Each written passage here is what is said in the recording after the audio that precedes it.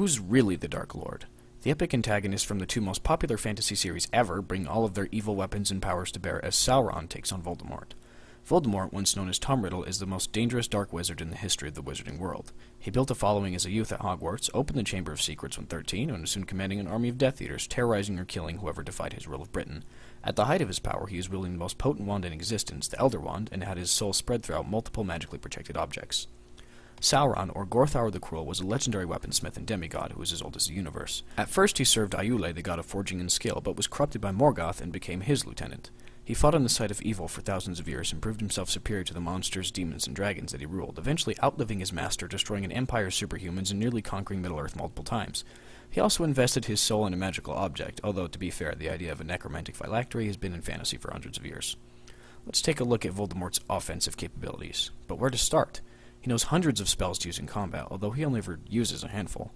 The Killing Curse, obviously, a jet of green light that will, kill most beings on contact. There are some definite limitations to Avada Kedavra, however. It can be blocked or even deflected by solid enough materials, as shown in Order of the Phoenix, and beings with enough physical durability or magic resistance, giants, dragons, etc., are significantly less likely to be affected.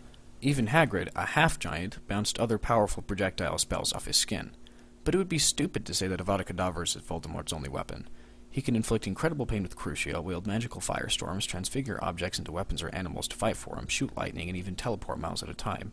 And due to his skills in magic, he can use most of his spells non-verbally, giving him the element of surprise in a wizard duel. On top of that, as if Voldemort wasn't dangerous enough, he's an accomplished legilimens. So, essentially, he can read the minds of those unprepared to deal with him and plant impressions or delusions in their thoughts. It takes a very disciplined or trained mind like Snape's or Dumbledore's to resist his mental probing. Measuring Sauron's destructive limits is a more difficult process, but there are a few things that are obvious.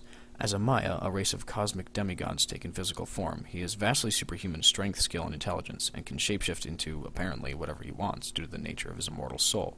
He's been a werewolf, a giant serpent, and a vampire so big it was like a dark cloud across the moon. And even after he'd been killed and weakened, twice, he had enough elemental ability to will Mount Doom to erupt, on multiple occasions. And he could dominate the weather for hundreds of miles around, as seen in Return of the King. But wait, there's more. Gandalf, who is also a Maia, is calculated to have massive offensive and defensive ability and versatility in magic. More on that in one of my other videos, there's a link at the end.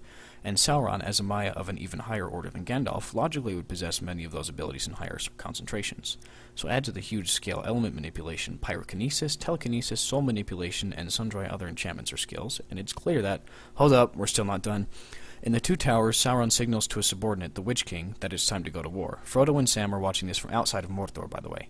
At that moment, the rock quivered and trembled beneath them. The great rumbling noise, louder than ever before, rolled in the ground and echoed in the mountains. Then with searing suddenness there came a great red flash.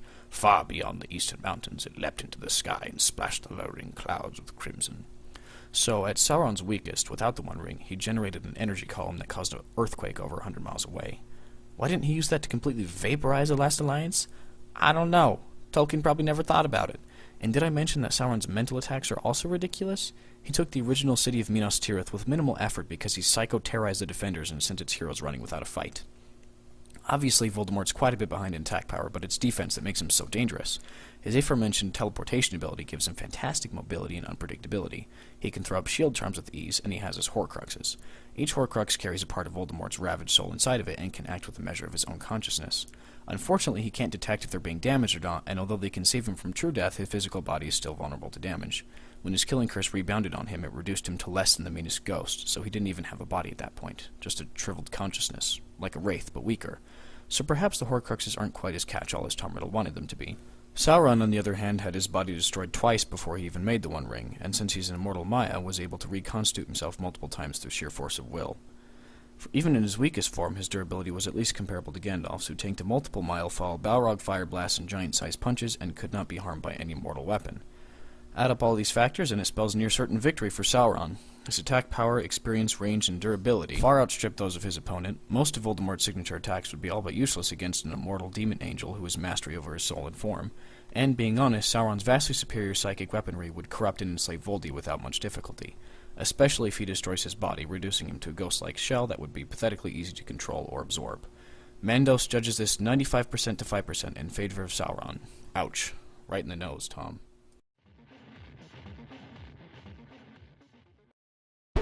created using Powtoon.